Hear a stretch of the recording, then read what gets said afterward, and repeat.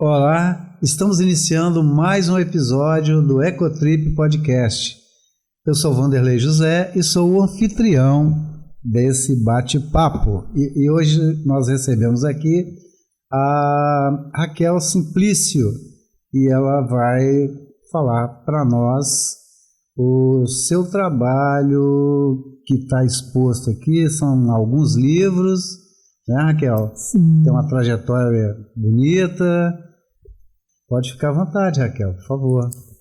Bom, obrigado por me receber, né, pelo convite. É um prazer. E é uma honra, né? Eu acho, compartilhar um pouco do meu trabalho, da minha trajetória como escritora, psicóloga, né? E o meu encantamento também pela educação e pela atividade esportiva, no momento a canoa baiana. Que é uma coisa que eu gosto de fazer. Também, né? Que eu acho que tem muito a ver com a minha trajetória, com a minha mudança de vida. E isso é muito interessante. Bom, eu sou mineira, né, de Belo Horizonte. E como toda boa mineira, eu vim morar no Espírito Santo. E isso aconteceu, foi em 2022. A gente veio definitivo para cá, eu e meu marido. E foi um momento assim, de uma grande virada, porque estávamos aposentados, né? E aí pensamos, vamos buscar qualidade de vida, né? Uma vida mais livre, mais prazerosa. Aí escolhemos Vila Velha, que também é a terra da minha família paterna. Lugar maravilhoso. O lugar é muito prazeroso.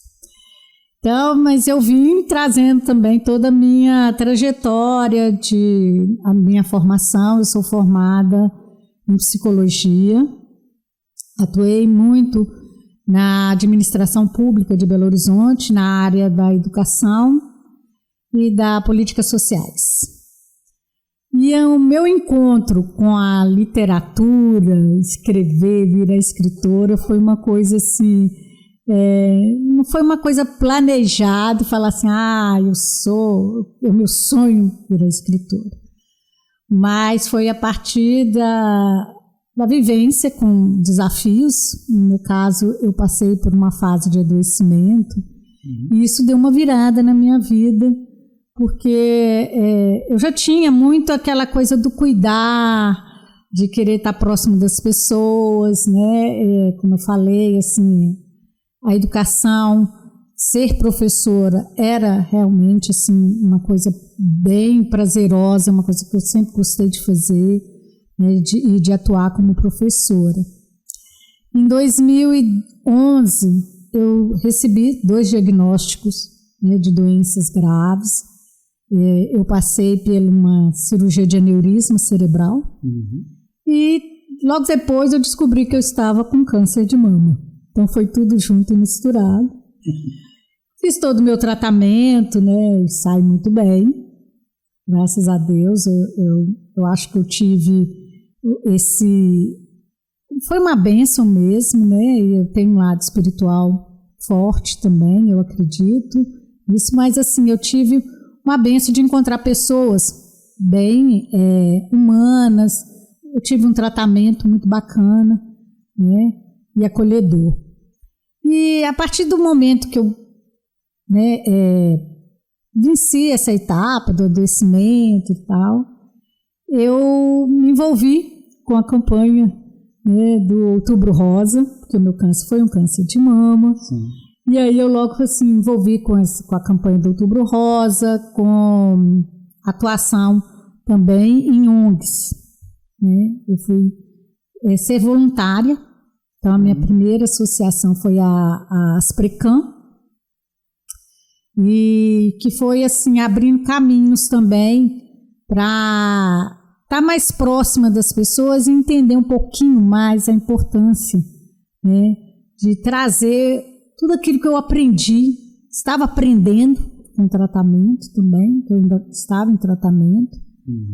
Então, eu comecei a fazer palestras. Então, Raquel, interessante essa questão das palestras. Como que elas surgiram? Eu estou curioso para saber. Foi essas palestras... foi durante, foi depois? Eu ainda estava em tratamento, porque eu fiz o tratamento todo, né, para encerrar um tratamento básico, foi durante 7 anos. Mas eu comecei, você sai de um tratamento oncológico, parece que você sai com um propósito.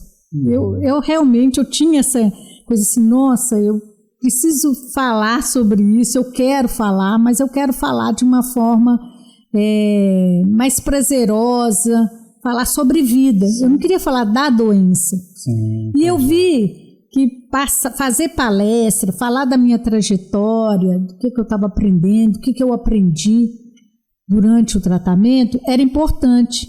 Mas eu queria passar uma informação de uma forma mais simples. Entendi. Então, eu falava muito assim da minha história, de como que foi meu diagnóstico e tal, e também falava daquilo que eu perguntava muito. Eu sempre fui muito perguntadeira, eu queria saber dos médicos tudo, né? E aí, não é à toa que meu primeiro livro chama Mochila de Perguntas. Natural. Eu queria saber como que eu ia me implicar no tratamento, o que eu podia fazer, quais eram os meus recursos para vivenciar e chegar à cura. O meu conceito de cura, ele tem muito a ver com o meu bem-estar, minha qualidade de vida, meu bem-estar do dia a dia. E aí eu comecei a fazer palestras em escolas, empresas, hospitais. Comecei a acompanhar mulheres que estavam em tratamento, né, oncológico pelo SUS, na rede SUS. Então era um momento que a gente acolhia essa mulher dentro da associação e ao mesmo tempo fazia o acompanhamento dela, né, durante as consultas, fazia reuniões com as famílias, né. E aí começaram a surgir várias palestras, vamos falar do assunto, e aí eu realmente fui buscando informações técnicas também, de uma certa forma, de uma forma bem responsável, né? E traduzindo essas informações de uma forma mais simples. E aí, chega em 2016, eu fui desafiada a falar sobre a minha trajetória, tudo que eu tinha aprendido no câncer, né, e sobre a minha vida, para crianças.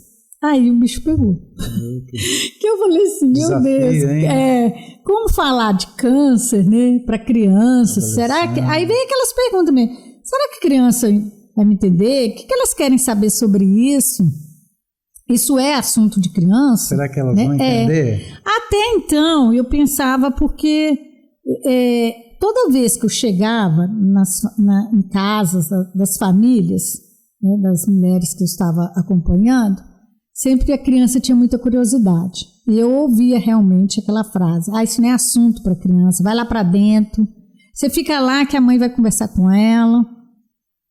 Isso gerava até um certo incômodo, às vezes eu chamava a criança, ficava atrás, assim, querendo ouvir o que estava acontecendo, né, participar.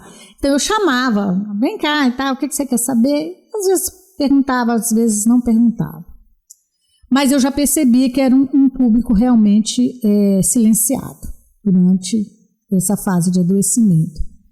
E aí, com esse convite, que era para falar do Outubro Rosa, que não era a campanha das princesas, mas era rosa, né, eu fiquei assim, nossa, como que eu vou abordar esse assunto?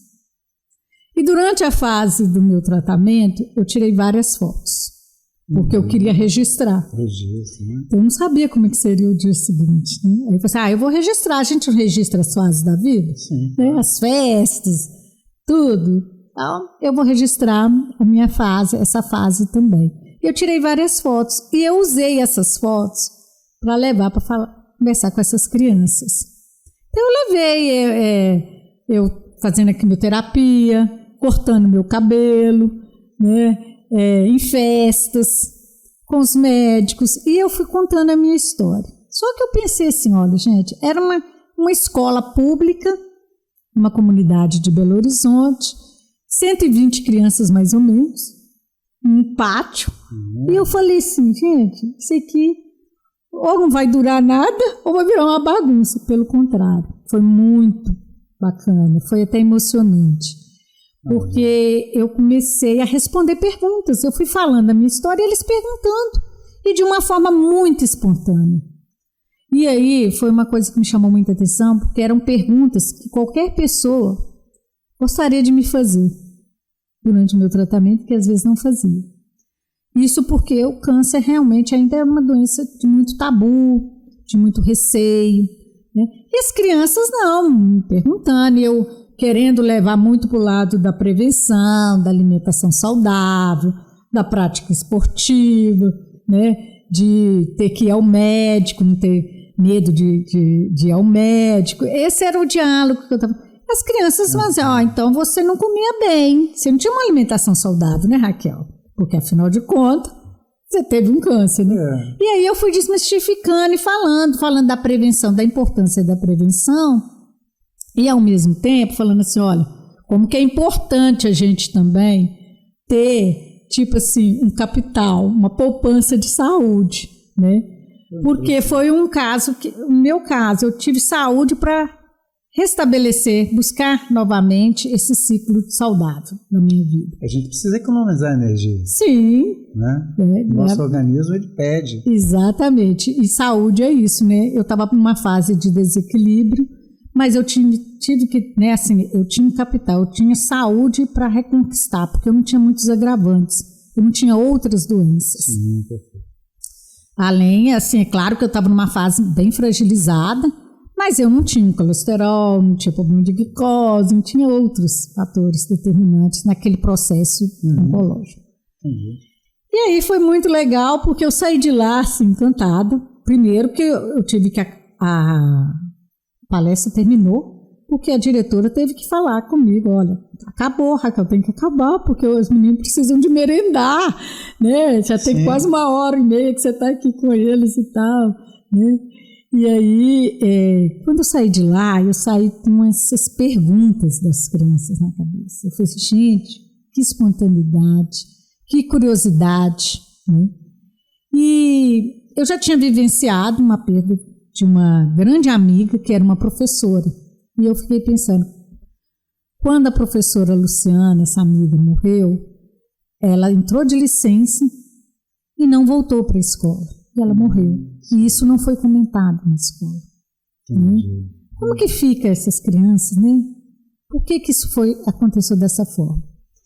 E aí veio também a questão das famílias que eu estava atendendo. Eu falei assim, gente, é um público que fica à parte do tratamento. Ao mesmo tempo está ali vivenciando, está vendo tudo. Né? Deve ter realmente tem muitas perguntas. Né? Então, aí eu falei assim, eu vou criar uma história. Aí criei, né? Veio a elaboração de mochila de perguntas. E eu achei o título foi muito bacana, porque tinha tudo a ver com a escola, um espaço que eu sempre gostei, eu sempre amei. E com as perguntas dessas crianças. Então, eu criei uma mochila de perguntas. Bem sugestivo, né? Exatamente. Tinha cada um tudo carrega a sua mochilinha. Exatamente, com as suas indagações. Né? E também eram indagações que eu tinha também, né? Eu perguntava muito. E aí, veio como informações sobre o câncer ao alcance dos pequenos. Até então, era até os pequenos. Quando os colegas foram lendo, algumas pessoas foram lendo, muita gente falou assim, estava falando para mim, mas, nossa, Raquel, eu aprendi um monte de coisa, não, o texto está muito legal, está muito bacana, a família lendo e tudo. Aí uma colega falou assim, não, eu aprendi tanto, Raquel, que nós vai ter que colocar aí dos grandes. E aí veio, né, eu coloquei dos grandes, e realmente é um livro para a família, né, principalmente para pessoas que têm filhos também. Eu acho que é um livro para a escola, porque, infelizmente, crianças lidam também com a ausência de amigos que às vezes passam, né? Crianças que passam pelo câncer infantil, e isso não é falado. Isso gera sofrimento, né? Angústia. Nas palestras que eu fiz depois, divulgando o livro, falando sobre o livro, foi muito interessante, porque teve criança que chorava e falando assim, agora eu sei que meu tio morreu. Meu tio morreu com câncer. Até o próprio coleguinha, né? Exatamente. E E eu tive uma história muito bacana aqui no Espírito Santo, porque uma escola no município da Serra adotou o livro durante um ano.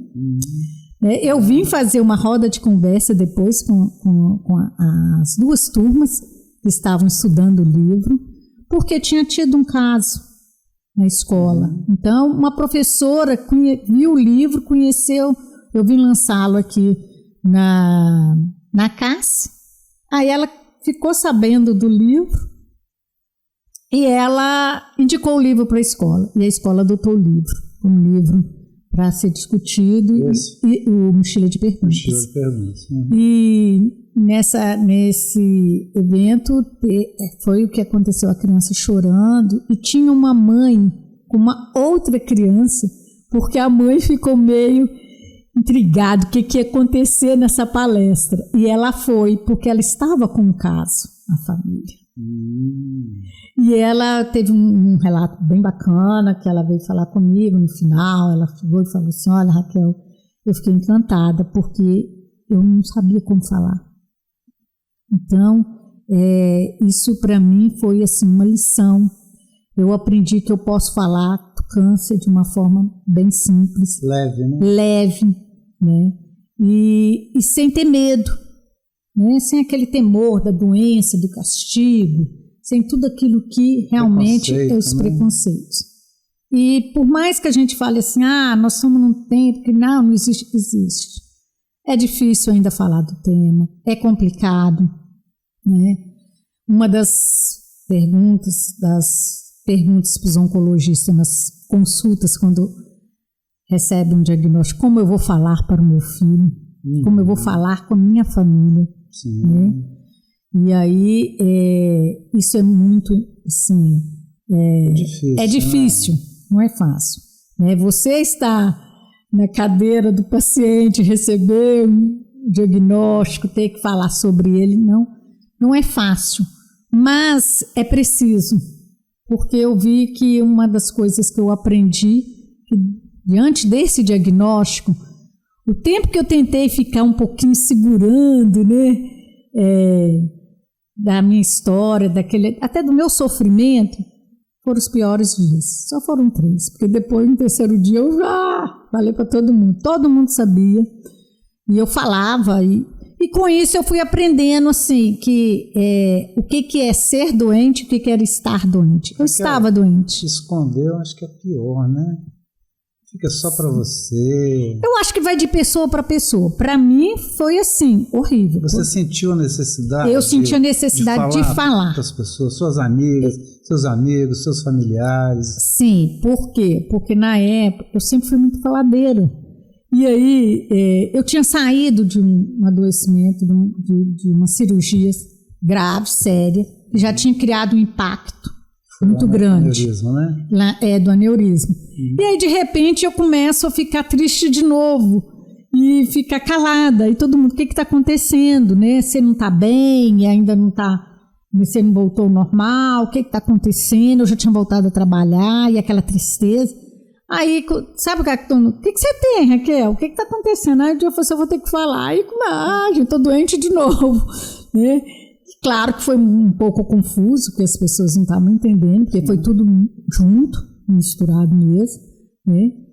E aí, agora eu estou com câncer. E o câncer na cabeça? Não, câncer de mama. Aí todo mundo, nossa, né? E aí eu tive que lidar com isso. E eu falei, eu não sei se eu também, no câncer, eu estava um pouco anestesiada, a cabeça estava anestesiada. Eu não sabia se eu estava anestesiada, que eu falei assim, não, se eu passei por um aneurisma, né, fiz cirurgia aberta e tudo, eu vou encarar esse tratamento e vai dar certo. E deu certo. Né? Então, através do livro, do Mochila de Perguntas, é uma forma de eu ajudar as pessoas. Realmente, eu acho que a informação ela é fundamental. Né? Eu vi que perguntar, falar sobre o assunto, me deixou mais leve. E isso eu levava muito para as pessoas, né, que eu estava acompanhando naquela época. E nas palestras também, as pessoas sempre falavam assim, nossa, mas você fala com tanta naturalidade, de uma forma tão leve. eu falei assim, mas eu acho que foi isso mesmo. Eu senti que eu estava leve, né? Que aquilo que parecia que às vezes me sufocava e tudo, naquele momento não existia mais. Até porque foi bem sucedido o meu tratamento, foi um diagnóstico precoce. Aí eu fui entender o valor da campanha, né? A gente fala assim, lá vem o Outubro Rosa, lá vem as meninas de rosa, todo ano tem. Mas todo ano tem câncer. Tem que ter, né? Tem que ter a campanha. E os números estão aí, as estatísticas estão aí. Aumentando. Né? Aumentando. Aí de um lado a gente pensa, se está aumentando, também tem um lado assim, da informação está circulando. As pessoas estão tendo acesso a bons tratamentos. As pessoas também estão conquistando cura, né? Mas assim, a gente vê a importância do diagnóstico precoce. Quanto mais cedo você descobre, né, você recebe esse diagnóstico, mais chance de cura você tem. E aí a prevenção ela é fundamental. Sim, Raquel, mas é interessante a gente abordar também a questão da prevenção e o diagnóstico precoce. Porque hoje a gente vê jovens, né, de 20 e poucos anos, 30 anos, diagnosticados com câncer de mama. Mulheres, sim, né? Sim, tem muitos casos. Quer dizer, a cada ano que passa, ou um tempo que passa, ele chega mais cedo. Uhum. Ou as pessoas não previnem, ou quando descobrem já está bem no estágio talvez avançado. Então, o que eu gostaria só de sintetizar é que esse tipo de câncer de mama não acomete mulheres adultas, mulheres mais com velhas, idade avançadas, né? Ao contrário, hoje já está... tem muito a ver, assim, são vários fatores, né? Da causa do câncer e tal, nós vamos ter fatores externos e internos mesmo, né? Familiares, né? Esses internos vai ter a ver com a nossa genética, herança, né? E aí são fatores que às vezes a gente não tem muito como intervir, né? Mas aí por isso que é importante falar sobre o câncer, porque eu preciso saber qual que é o histórico de saúde da minha família. Isso é um motivo de prevenção. Você falou duas coisas interessantes. A herança e a genética são distintas. São distintos, exatamente. Então, né? As pessoas têm que saber distinguir uma coisa da outra, né? Na verdade, quando a gente fala assim do genético, todo câncer ele é genético porque tem uma alteração, né, do DNA, das células, da modificação. Hereditário seria de quando se passa, né, de um familiar para o outro, de pai para filhos, né? Tias. No câncer de mama tem essa porcentagem que ela é muito pequena. Mas nós temos fatores externos. Seria, né, o tabagismo, o alcoolismo, o sedentarismo, a obesidade. E isso a gente tem condições de fazer. Doenças mórbidas, né? A gente tem condições de fazer essa prevenção. Mas você previne o tempo inteiro e você ainda, de repente, você tem um câncer? Pode ser, mas é aquilo que eu falei, né? Às vezes eu tive um câncer, mas eu não era obesa, né? Eu não era tão sedentária assim na época. Eu acho que você fala assim, eu fazia atividade física, mínimo eu fazia, mas eu trabalhava e tudo, eu era uma pessoa ativa, né? Nunca fumei, né? Mas eu tive um câncer que tinha a ver com a minha questão hormonal. Então a prevenção se diz disso mesmo, é ir ao médico mesmo, é fazer uma atividade para você amenizar esses fatores de risco, né? E no meu caso eu descobri através de prevenção. Está sempre se observando, né? Sim, a prevenção, até hoje, né? Faz parte. E aí eu vi que assim, isso foi muito importante, é um livro que eu tenho muito carinho por ele.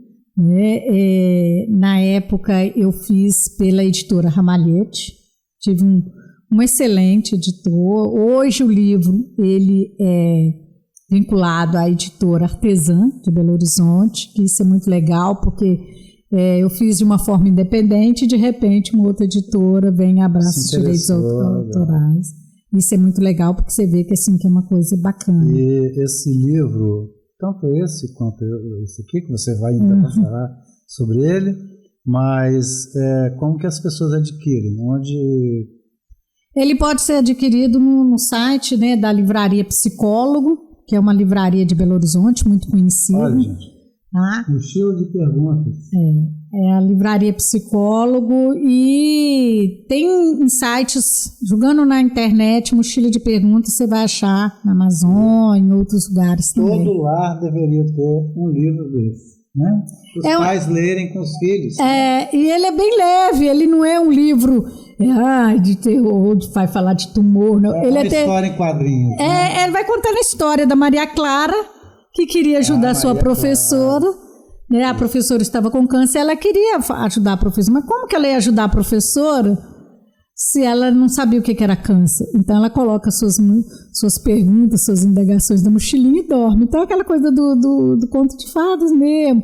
Aí ela encontra o sábio Senhor Tempo. Eu adoro o sábio Senhor Tempo. E esse personagem, ele tem muito a ver com a minha história, porque eu tive que dar tempo ao tempo, eu tive que ouvir o tempo, entender o meu tempo, entender o tempo do outro, do tratamento. E eu ouvia muito isso assim. Às vezes a gente me pergunta, quanto tempo eu tenho? Né? Vai demorar muito? Né? Calma, dê tempo ao tempo. Né? Então, nada melhor do que conversar com o sábio Senhor Tempo. Né? E esse sábio Senhor Tempo, ele responde as perguntas da Maria Clara, né? Numa caminhada que eles estão fazendo. E essas perguntas são perguntas que foram feitas pelas crianças na escola, né? na palestra que me desafiou a falar para crianças. Então eu vi a importância de falar desse assunto para crianças.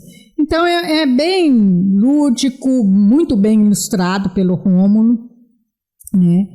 Então eu fiquei muito feliz com essa sacada e com essa forma de levar a informação, fazer a informação circular. E eu acho que ela é fundamental. Legal. E vamos falar sobre o outro. E o meu segundo livro, que foi de 2021, Se Não É Carinho Nem Proteção, pode ser? Esse livro... Deixa reticências, né? Esse livro também trata de um assunto difícil, mas eu acho que ele é muito urgente. Eu falo sobre a prevenção ao abuso sexual infanto-juvenil. Você não fala de abuso, e sim... fala da prevenção. É um livro leve também, né? É um livro super leve. Ele segue a mesma linha do Mochila de Pergunta, é uma roda de conversa. E eu não falo de violência, eu não trato de nenhum caso de abuso. Perfeito. Né? Eu trato, tanto que pode ser uma suspeita, pode ser um caso, mas também pode ser uma suspeita. Mas é um assunto que também, assim, eu fui provocada quando eu assisti uma reportagem de um caso, suposto caso de abuso, numa escola. E eu fiquei muito impactada, porque de tudo que eu já tinha visto, eu nunca tinha visto um criminoso ir para frente da televisão, mostrar sua cara, conversar com as pessoas e pedir que aquele caso teria que ser investigado. Porque foi um caso que aconteceu numa escola de Belo Horizonte, uma escola particular, né? E esse professor era um estagiário, na verdade, ele foi acusado de abusar de uma criança de 3 anos. E isso gerou uma comoção muito grande, tanto fora e dentro da escola. Por quê? Alguns pais, assim, claro que teve aquele efeito manada, tá abusando e tal, aquela confusão toda. Mas teve uma galera dentro da escola que achou que aquilo tinha que ser investigado mesmo, mas o professor, o estagiário, precisava ser escutado. Que tinha algumas coisas meio confusas, né, no relato, na denúncia. E não foi feita uma denúncia primeiro, pelo responsável da criança, foi feito um anúncio na internet. Como se assim, lançou na internet, no WhatsApp, na internet, e aquilo ficou... Viraliza, né? Aí ninguém sabia, já assim, estava realmente, virou um caso... Faz juízo de valor, né? Mas era um caso que realmente precisava ser investigado. Aí o Ministério Público, Conselho Tutelar, Polícia Civil. Mas aí tem os canais. Os canais, exatamente. Né? Aí esses foram, e esse caso, bom, conclusão, não houve um abuso. Não houve nenhum indício de abuso, isso foi detectado, foi investigado, né? Depois esse estagiário, ele foi convocado, né? Ele podia ter uma reintegração na escola, ele não aceitou, porque ele achou que já não tinha mais ambiente para trabalhar lá. A partir daí eu quis estudar realmente, aprofundar mais sobre esse assunto, né? Da violência sexual infanto-juvenil. E aí eu fui estudando e eu queria, porque eu pensei assim, como professora eu não tinha esse assunto não era tocado na educação. Como psicóloga não me lembro de ter falado sobre, isso não era tema na academia, na minha época, né? Sim. E aí eu fui estudar, só que aí eu estudei tanto que eu falei assim, o que eu faço com isso tudo que eu, né? Esse conhecimento. Né? Aí eu falei assim, vou escrever um livro para a sala de professores, para ser discutido com crianças, né, principalmente adolescentes, famílias, para falar de um assunto realmente espinhoso. Eu estava mexendo no desespero. Né? Mas assim, como que eu posso falar disso de uma forma leve? Né? Porque uma coisa que sempre me chamou a atenção, às vezes, assim, nesse caso, no caso desse assunto, que é difícil, sim, é sofrido, tanto para a vítima quanto para as famílias envolvidas, eu percebi que esse assunto é sempre tocado, tipo assim, precisa de ter o crime, o abuso, para eu poder falar. E isso gera muito sofrimento. Então, a gente nem consegue falar desse assunto quando uma escola está passando por essa situação. Mas eu posso falar de uma forma educativa, informativa, sem passar por essa dor. Né? Eu não preciso de ter um caso para falar, para passar essa informação. E foi assim que o livro surgiu, para falar de uma forma mais leve, mas passar a informação adequada. Né? A minha formação era na área de direitos humanos, né? Eu trabalhei na área de direitos e cidadania, trabalhei na educação, trabalhei com pessoas de muita fragilidade e vulnerabilidade, trabalhava com a área de várias violências, né? Mas então a gente acreditava muito que assim, as coisas, aquilo que não é dito vira maldito, na verdade, né? E isso estava gerando muito sofrimento. Então eu criei esse livro, ele vem com esse viés mesmo da informação e de uma forma leve, né? É uma turma que precisa, né? Vai ter a feira de direitos humanos, nossa, mas criança vai falar de abuso sexual, então eles precisavam estudar sobre o assunto. Então a história conta, né? A professora vai e orienta os meninos. Então cada um vai pegar um livro, né? Que fala de uma forma mais lúdica, vai levar para casa e vai tirar uma pergunta junto, mas a família tinha que estar envolvida nessa pergunta, tinha que ter lido o livro também, né? E depois nós vamos responder essas perguntas serão respondidas numa roda de conversa. E aí é o que acontece, a história relata essa história dessas crianças. Tivemos aí a oportunidade antes de conversar um pouquinho sobre esse livro. Eu achei interessante, você falou uma coisa aí interessante, é igual o que se diz hoje, né? Mentira repetidamente contada acaba virando verdade, né? E a criança, na realidade, ela nunca é ouvida, né? De uma forma, pode ser, pode não ser, mas uma coisa eu aprendi na minha vida e sempre levei comigo, no meu trabalho principalmente. Criança nunca mente. Nunca. E é um assunto, dificilmente. E é um assunto tão delicado e tão sofrido que se a criança apresenta alguma fala, algum comportamento inadequado, aquela criança, ela vai dando alguns sinais, né? Aquela criança que gosta de brincar, que gosta de estar junto das pessoas, e de repente começa a apresentar comportamentos assim de medo, de raiva, aquele choro desconcertante, né? Do nada começa a chorar. Diante de algumas pessoas, ela sente medo, ela fala que não quer ficar perto, né? Ela tem atitudes que precisam ser observadas, né?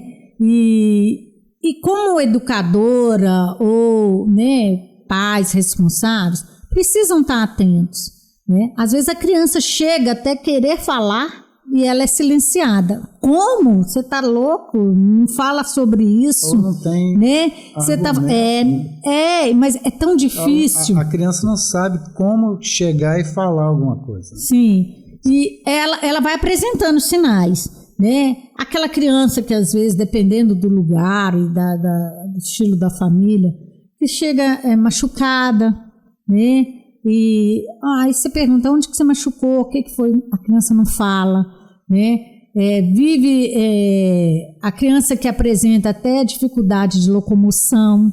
A gente precisa estar atenta a essas coisas. Pode ser, nós não estamos falando que mas pode. E às vezes com medo de falar a verdade, ela mente, né?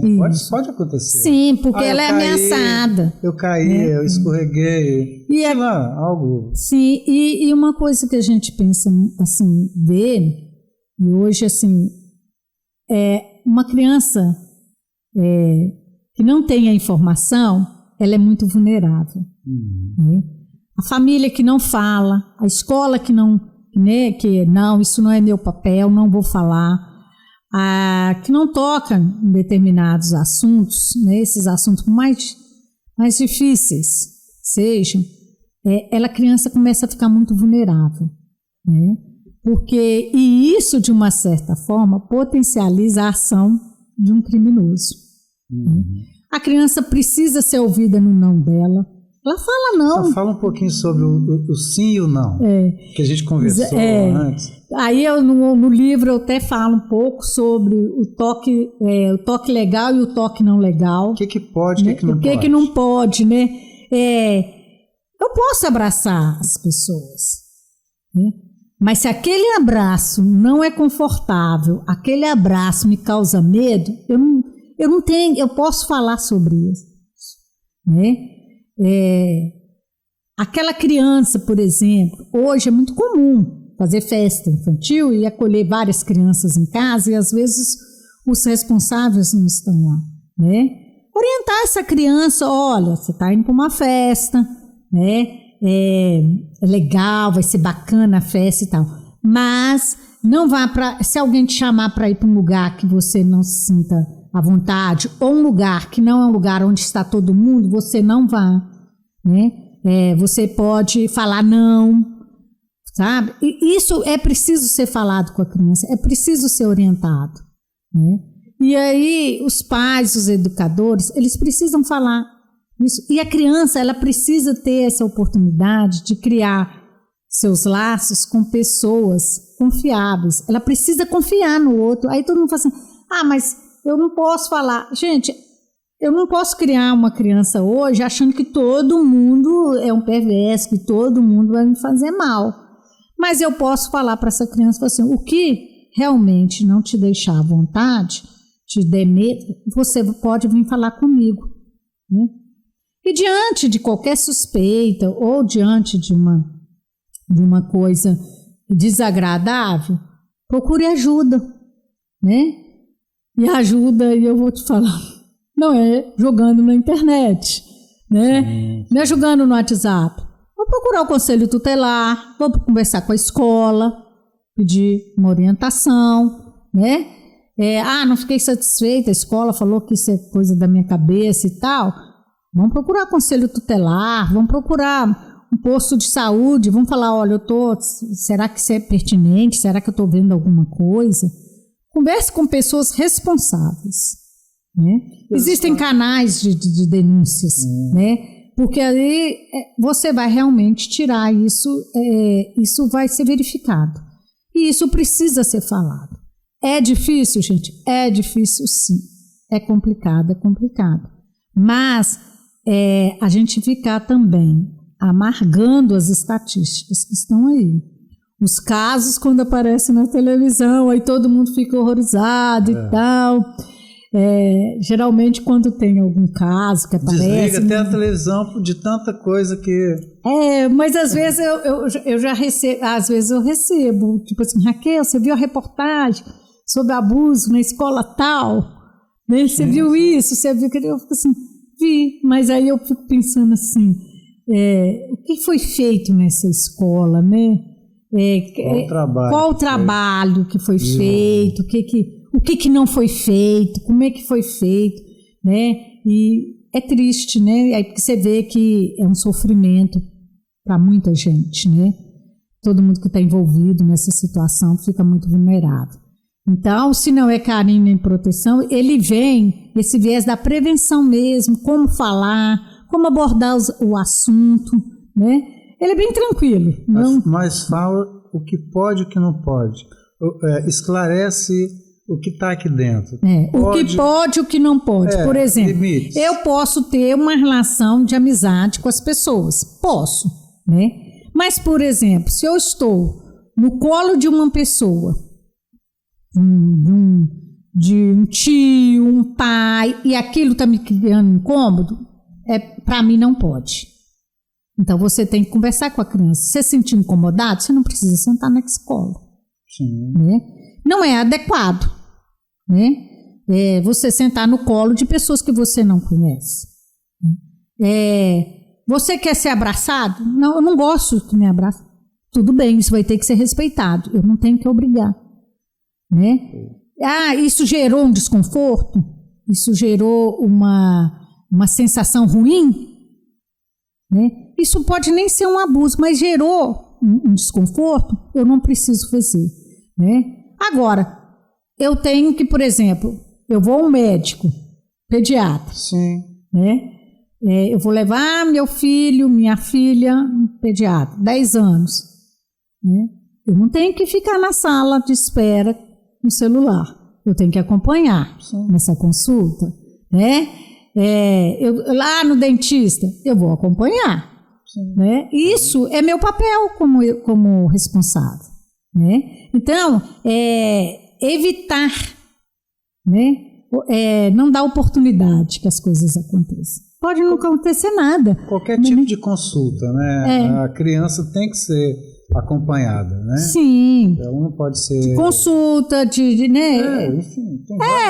Aula de futebol, Sim, natação. Exatamente. Quer dizer assim... Então, assim, quando a gente fala da prevenção à questão do abuso, nós estamos falando de vidas, estamos falando de pessoas, de crianças, de adolescentes, né? E aí, uma coisa assim, a gente hoje também tem a questão da violência doméstica, né? De grandes sofrimentos das pessoas, né? E aí, a gente vai pensar assim, às vezes esse pai, essa mãe, às vezes também tem a mesma história. Por isso que às vezes a gente pergunta assim, né? Será que ele não viu? A mãe não viu o que estava acontecendo? Né? É tão confuso que para ela às vezes foi criada daquela forma, às vezes ela também é fruto de um abuso. História, e é muito sofrimento. Então, é a palavra, né? Eu acho que o fundamental aí é você se apropriar da palavra para falar de si, para falar do seu sofrimento. E hoje é até difícil, né? A gente fica meio assim, eu posso falar? Né? Falar de si você pode, né? E aí eu acho bacana quando a gente começa a entender os recursos e ver a informação como uma forma de proteção, né? Porque às vezes a gente quer proteger demais, a informação não pode chegar nessa criança, né? Mas se eu sou da linha, ela precisa chegar, mas ela precisa chegar de uma forma responsável, né? A escola precisa assumir o papel dela como agente de proteção, a família também, né?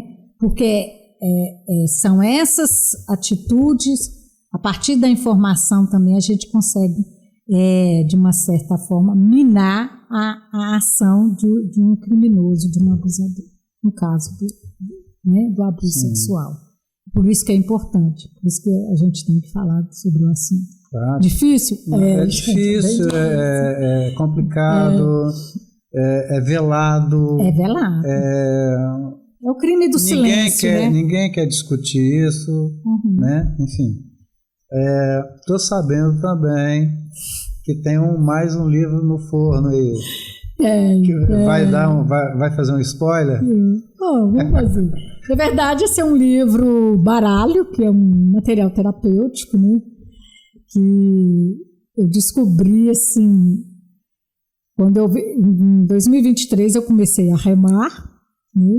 Cheguei aqui, vai para o Mar de Vila Velha. Fala um pouquinho também, né? Sobre... E aí eu comecei a praticar canoa havaiana e tudo, e desde o início dessa prática, eu fiquei muito encantada com a atividade da canoa havaiana. E pensando na minha saúde mental, eu falei assim, gente, isso é tudo. Eu fiquei maravilhada, apaixonada. E eu via que durante as remadas era um momento também de muita reflexão, né? Eu pensava nas minhas fases de vida, do que eu já passei, e eu comecei a ver que a remada me trazia ela traz tranquilidade, né? Ela vai serenando, é aquela coisa, né? Parece que você está com 100% de problema, você entra para remar, quando você volta para a areia, tem 50%, né? Porque 50% são os boletos, a gente vai ter que pagar mesmo. Mas a remada, ela trazia esse momento de reflexão, de pensar na minha vida, pensar nos meus projetos, né? A minha vida com meu marido, as minhas mudanças que eu estava vivendo aqui e tal. E aí eu entrei no projeto COA, que é o projeto, né, que já esteve aqui com você. Já. E é um projeto que acolhe mulheres que já tiveram câncer, né, de mama ou estão em tratamento. E a gente tem essa coisa da remada, né, como um papel fundamental na reabilitação, tanto física quanto emocional dessas mulheres. E aí, indo a Belo Horizonte, eu fui, um editor lá falou assim, Raquel, vamos escrever mais um material, fazer um material e tal. Aí, não quero escrever mais nada, não, escreve sobre sua vida, fala das mudanças e tal. Aí eu, não vou escrever, e nossa, tem muitos livros bons, né, que falam da história de superação das mulheres com câncer. E eu fiquei meio assim, eu falei assim, não vou fazer não. Mas aí depois eu saí de lá e falei assim, gente, só que eu tinha comentado antes com ele sobre a remada, da minha empolgação, do que eu via na remada, essa questão mesmo. A gente fala, não é uma terapia, mas ele é bem terapêutico, né? Aquela coisa de você entrar no mar, enfrentar o desafio, né? E aí, eu saí de lá e falei assim, gente, eu podia escrever fazer um material, porque isso pode virar recursos terapêuticos, né? Então, mas eu posso incentivar as pessoas que estão vivenciando desafios, pode ser na área da doença, ou pode ser um outro tipo de desafio, escrever sua própria história, descobrir seus próprios recursos, a usar a palavra, né, transformar a emoção em palavra. Como que eu poderia fazer isso, né, usando a minha sintonia com a canoa? Então, eu falo um pouco desse meu encantamento pela prática da canoa havaiana e convido essas pessoas a entrar numa remada imaginária. E essa remada imaginária é ela contando fases da sua vida. É como se ela estivesse entrando numa canoa, né, e fosse revisitando fases da sua vida, desde o seu nome, né, até o momento, viveu aqui e agora, né? Então ela vai contando a sua história. E isso virou um material que ele pode ser auto-aplicável, ela pode ir fazendo sozinha, ele pode entrar numa sessão de terapia, né? Tem muito a ver com a área de cuidados paliativos, que é você poder trazer recursos para você vivenciar grandes desafios, né? cuidados paliativos não é para quem, não é uma prática para quem está numa fase terminal, para morrer, né? Sim. E as pessoas sempre, então, como que eu posso acolher, né, pessoas usando seus próprios recursos também para chegar a uma cura, né? E aí eu aprendi isso muito estudando na área de cuidados paliativos. Mas eu vi que, assim, para além da ciência, para além do médico, tem um além que é interno. Eu tenho meus recursos, eu preciso apropriar disso, né, para superar desafios. Então, parece meio confuso, mas eu até falava assim, engraçado, porque quando a gente está diante de um desafio, de uma fase de adoecimento, parece que você está entrando numa canoa, quando você vai fazer o tratamento, você fala assim, nossa, mas essa canoa pode estar furada. E se a canoa virar, o que eu vou fazer?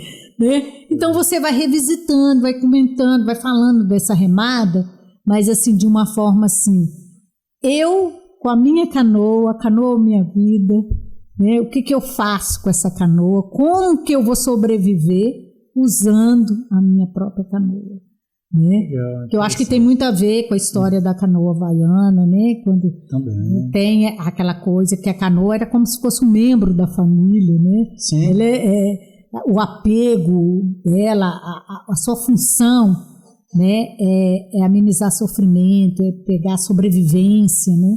Então acho que tem muito isso. Então eu criei esse baralho e ele está aí para sair, tanto que ele chama Remando a Favor da Vida. Remando a Favor da Vida. Que é uma coisa que eu aprendi, porque a gente, diante de desafios, né, de um diagnóstico como eu tive, os dois implicados, eu não remei, eu acho que eu não remei contra nada, eu remei a favor da vida. Eu quero me manter viva, né? E eu quero viva e ativa.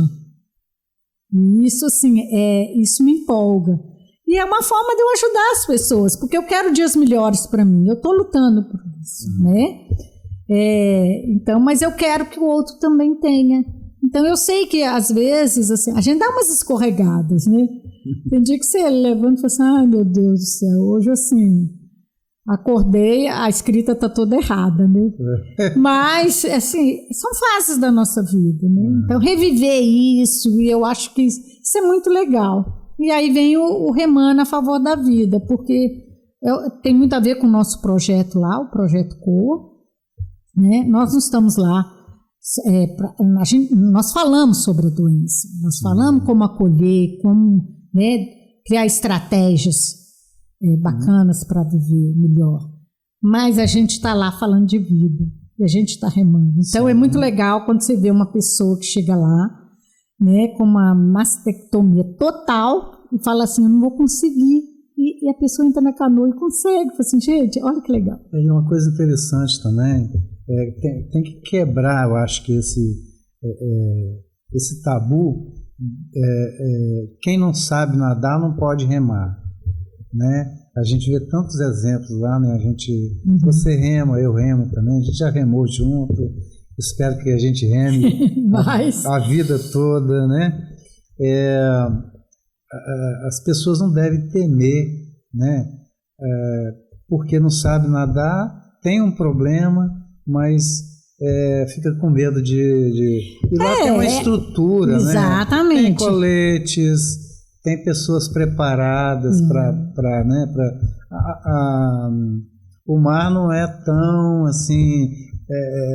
óbvio que exige um respeito, né? E as pessoas que remam respeitam o mar, né? Então é importante que as mulheres que queiram participar do projeto, principalmente do Projeto COA, né? Aqui na Praia da Costa, né? Inclusive tem também lá no Instagram, Projeto COA, é só entrar em contato lá, né? Também, e falar com as pessoas que estão lá para poder recebê-las, né? E partir para frente, a vida é para frente. O que a gente fala, assim, existem medidas protetivas, né? Não sair sem o colete, né? E também se não sabe nadar, vamos aprender a nadar. Sim, né? Tem aí, ó, o projeto Nadar da Rosa. Também. Tem vários então, projetos. Então, vamos aprender a nadar e pensar nessas medidas protetivas, né? Não é fácil encarar o mar. Assim, no princípio, eu falo assim, nossa, eu não vou dar conta, eu tenho uma limitação, né? Mas, ao mesmo tempo, eu falo assim, gente, mas aí quando você vai, parece que o mar te abraça, né? Meu marido até fala, sabe que eu acho que você não tem noção do perigo. Porque eu fico empolgada quando vem a onda. Eu adoro remar com ondas e tal. Aí ele fala, Raquel, você não tem noção do perigo. Aí eu falei, não, vou deixar. Eu vou tomar mais cuidado. Mas assim, é uma empolgação, mas é uma empolgação porque ela realmente, assim, eu sinto abraçada por uma coisa que eu descobri e que realmente tem muito a ver comigo e com, eu acho, com a minha jornada mesmo, com a minha remada, né, de vida mesmo, e isso é muito legal. Então, assim, o meu maior propósito com o meu trabalho, tudo, é fazer a informação circular, mas de uma forma séria, responsável, mas também ser uma coisa mais leve. Eu posso falar de coisas sérias, não de uma forma irônica, mas responsável, mas de uma forma mais leve. Mas eu não preciso passar pela dor para saber o que é o câncer. Eu não preciso passar pelo abuso para falar sobre prevenção ao abuso, né? Eu posso dar informação. Mas isso ameniza? Pode amenizar, mas também, assim, no sentido, assim, não vai evitar, no sentido, mas vai amenizar sofrimento, né? Não vai gerar tanta culpa, né? Porque a gente vê, eu posso entrar no mar e, de repente, a coisa realmente, a canoa virar, né? Isso tudo pode acontecer, né? Cada esquina, eu posso dobrar a esquina e posso deparar com uma coisa que eu não pode é tão... sumir, né? É prazeroso. Mas assim, é a vida. Mas assim, a gente também não precisa ter tanto medo de abraçar. Eu até falo assim, eu trato, principalmente nesses 2 livros, de assuntos impermanentes mesmo. É a impermanência da vida. Né? Ninguém quer ter câncer, ninguém quer ser vítima de uma violência, né? Então é impermanência, mas pode acontecer, pode, né? E como que eu vou realmente assim ter dias melhores? Encarar a situação, né? A realidade das coisas. E a gente vai aprendendo e assim eu espero que meu trabalho tenha esse alcance mesmo de ajudar as pessoas. Eu fico muito feliz quando as pessoas falam assim, eu li o seu livro, nossa, me ajudou tanto. Isso não tem preço, né? É um retorno. É um retorno que eu lembro, eu fiz palestras em vários lugares, principalmente do câncer, assim, e às vezes eu chegava no final da palestra, assim, teve casos muito tristes da pessoa falar assim, vamos lá atrás.